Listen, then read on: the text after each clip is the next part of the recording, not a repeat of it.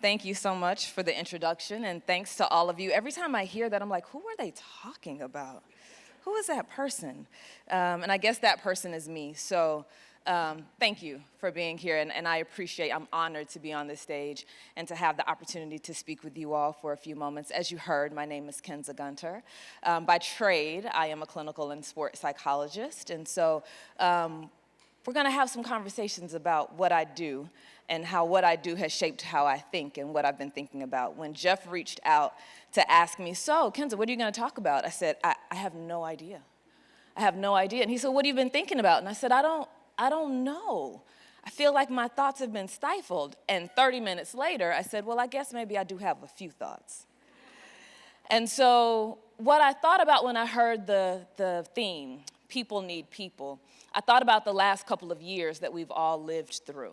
And I thought about some of the collective experiences that we've had over the last couple of years. I thought about the pandemic that we started in here in the States in 2020 and we're still in. I thought about the racialized violence that we've been witness to. I thought about the injustices that we've seen. I thought about the loss that we've all experienced, whether it's the loss of normalcy and the loss of what feels normal and the loss of routine, whether it's the loss of feeling secure and safe, whether it's the loss of people because of the people that we have lost along the way over the last couple of years. And I thought about all of these collective experiences that we have had. And in the same time that we've had this collective experiences, it's also been a time when we've been forced to be distanced from one another, physically distanced from one another, and in some ways more disconnected at a time when we need connection more than anything, because being disconnected was the safest thing for us to do. And I thought about that juxtaposition and thought about, again, it's interesting, these collective experiences, this increased disconnection. And so, of course, I thought about the work that I do, and I thought about mental health. And how is all of this impacting our mental health, right? I mean, I imagine all of us over the last couple of years have thought about our mental health, maybe more than we ever have before, right? And I want to just clarify, when I talk about mental health, I want to give a definition and make sure that we're all on the same page. So when I talk about mental health, I'm talking about our thoughts, our feelings, and our behaviors. I'm not just talking about the absence of illness. I'm talking about the presence of those factors that make us feel safe and that make us feel grounded. The World Health Organization defines mental health as this. It's a state of well-being in which we're able to reach our potential. We can cope with the stresses of life. We can work productively, and we can contribute to our communities. So I think about the ways in which the world has shifted and changed, and all of the things that have happened have impacted our abilities to do those things, right? Because again, it's not just the absence of illness. There may be the presence of more illness, but certainly when we think about mental health, again, I want us to think about how are we functioning well? Because I think historically in our society, what we've done when we say mental health is we think mental illness, right? And the reality is there are 1 in 5 adults in any given year that absolutely have a diagnosable mental health condition, but all of us have mental health. All of us have thoughts, feelings, and behaviors, and all of us need to be mindful of what's impacting our mental health. How are we taking care of our mental health, and how are we cultivating our mental health? And then I thought about that again in the context of people need people. How do relationships and social connections tie into cultivating mental health? And so, as you can imagine, there's been a lot of research that has happened over the last few years, research that's looked at the impacts of isolation and loneliness, that's looked at the impacts of this disconnection. And what you will see, there was research that actually came out prior to the pandemic in 2015 that said the health risks associated with loneliness and isolation are similar to the health risks of those who smoke 15 cigarettes per day. Right? It's twice as impactful in terms of health risks as those who may be diagnosed or be obese, be dealing with obesity, right? So it's not just a good idea to have people. It actually helps to cultivate health and wellness, because when we have healthy connections, when we have relationships, when we have people, it really can enhance our physical and mental health, right? People are less likely to have cardiovascular disease when they are well connected. They have longer lifespans when they are well connected. And of course, we know the ways in which it can boost our confidence, our esteem. It allows us to feel safe. It gives us spaces to grow. It allows us to feel a sense of belonging. And all of that comes from the people that we're connected to. So absolutely, when we think about mental health, we need to think about what's happening with the individual, but we also need to think about what's happening in their context, because we all live in context. I think one of the mistakes that we have made when it comes to talking about mental health is we often relegate it to just being an issue for the individual, right? But the reality is that we are impacted by the things that happen in us, to us, and around us. Right? Which means that, yes, we need to be mindful of the things that I can do to take care of myself individually. From a self-care standpoint, what can I do to make sure that I am doing what I can do to be healthy? But we also have to ask, who are the people that I'm connected to? Because they can cultivate or diminish my feelings of health. We also have to ask, what are the systems that people are involved in? As we just heard a talk about organizational culture, right? It would be very strange for me to tell someone to go get in a pool but not get wet. Huh?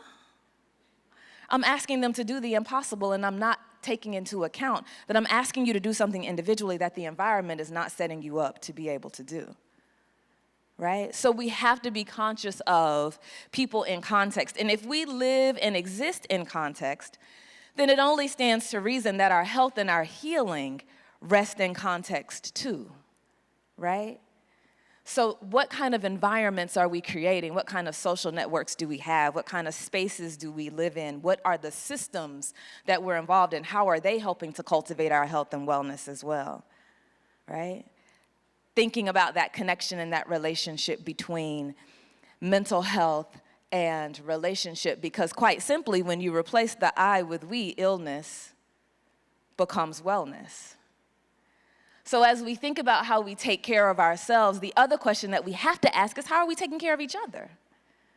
This notion of self-care is great. This notion of collective care is necessary, right?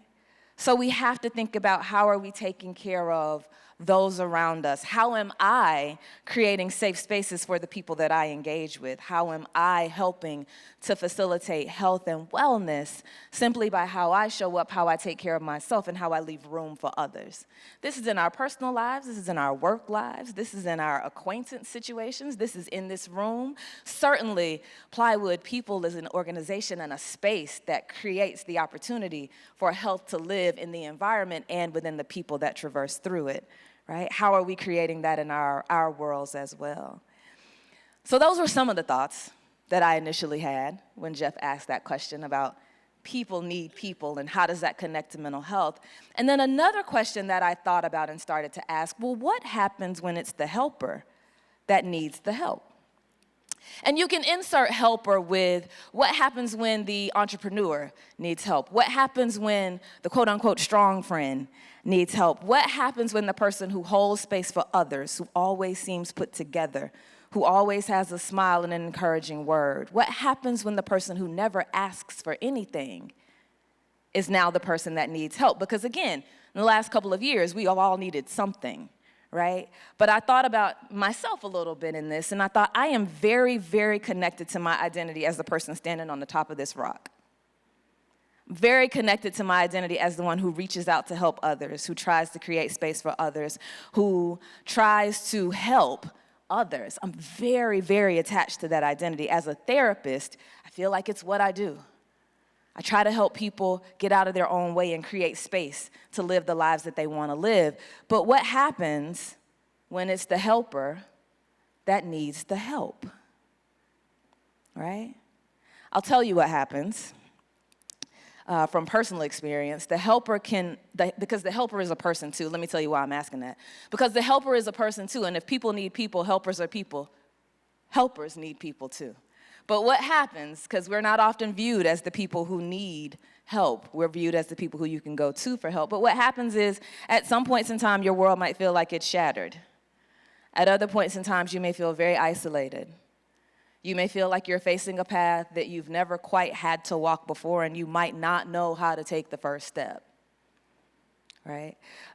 You're used to giving, you're not used to receiving.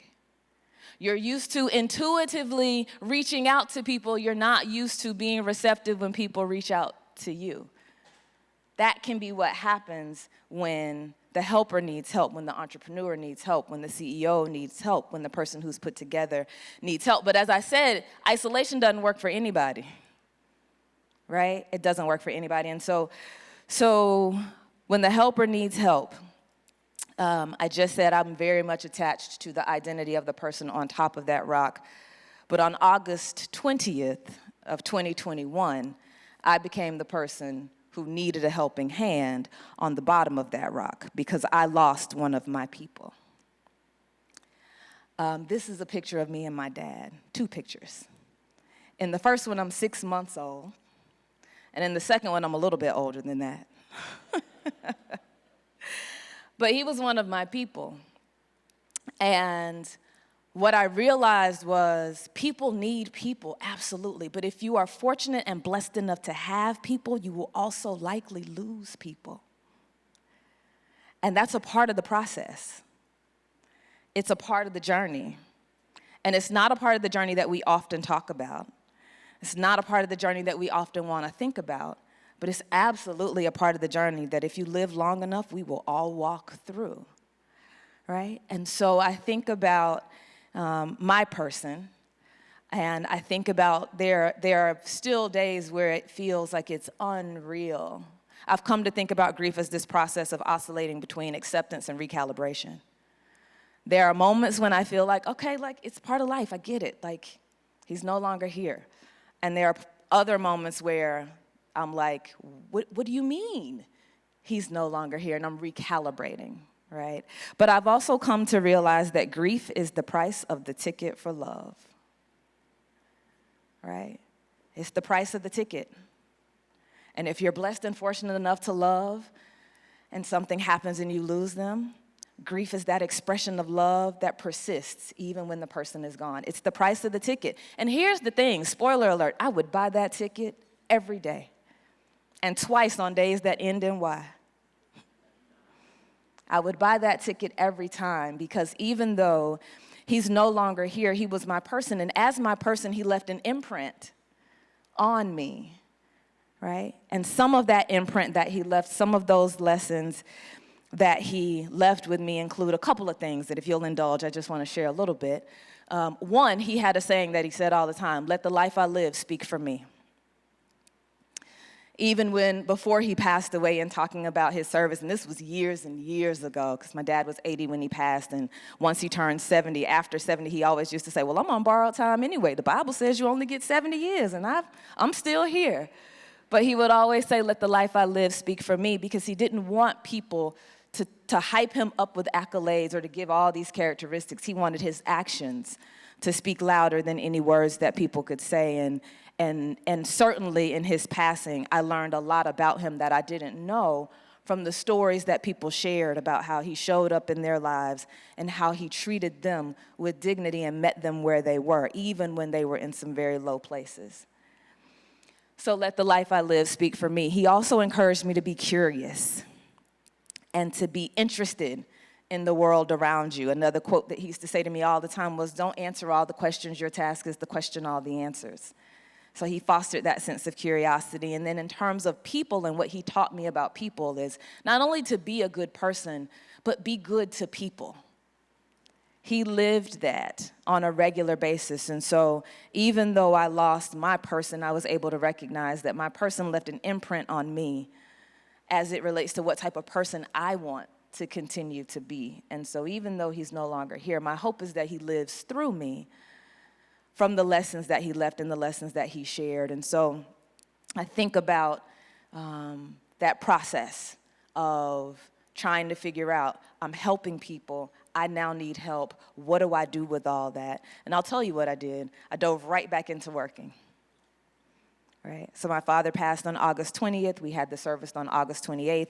By September 7th, I was back at work, helping people, reaching out to people, being a vessel for people to be able to share and for people to be able to come to me if they had needs. And the reason I did that is because I didn't want people to see my sadness, my anger, my crisis of faith. I didn't want them to see my pain. I didn't want them to see my struggle. And so I hid within my role as a helper. And I think I hid pretty good, because a lot of people who are not in my immediate circle didn't necessarily know, right? But is that what I needed? Did I need to dive back into work? Did I need to hide? No, what I actually needed was people. I needed people. And it's a blank image, but what that image should show is a different image of a person who is getting assistance from a group of people. Because that's actually what I ended up needing. And I'm very grateful that the people that were in my life recognized that. So I didn't have to ask for it, but occasionally food would show up at my door. A DoorDash gift card would show up in my text messages. Flowers would show up. I would get a text message that was just filled with hearts. I would get phone calls. I would get messages, because people need people. And although I wasn't in a place to ask for it, they knew I needed it. And the interesting thing there, too, was it wasn't just the people that I thought would be present. There were people who I did not think would even want to step into the space that stepped into it and filled it beyond anything I could have asked for. So I guess as I think about people needing people, certainly there are people around you that you know of as your people, but there might be some people around you who are your people who, when you need them most, they'll step in, and you don't even realize it until that need arises.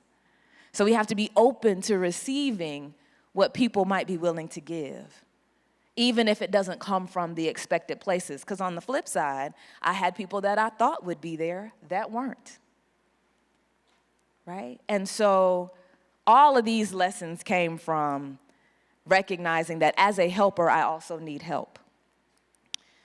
As a healer, I also at times am going to need to be healed. And I know you all have heard the quote of, check on your strong friends.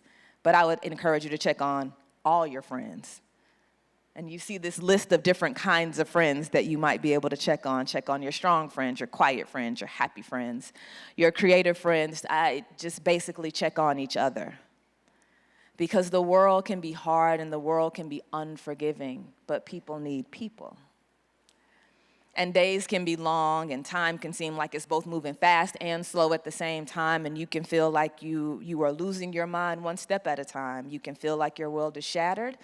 You can feel like your mental health is shifting from where it once was to now where it is, and you might not know how to get it back. But don't become an island, because people need people, right? And so as I prepare to close and just kind of thinking about all the things that have happened, if you are lucky enough to have people, you will lose people, but that's okay. Because losing people means that you loved people, and you were invested in people, and they were invested in you. And so I would encourage you to be the person that sees the person in other people. Because as we have heard today and yesterday, people need people for friendship. People need people to grow. People need people as we think about moving into the future. People need people to develop and nurture ideas. People need people for culture. And people also need people for health and for healing. Thank you.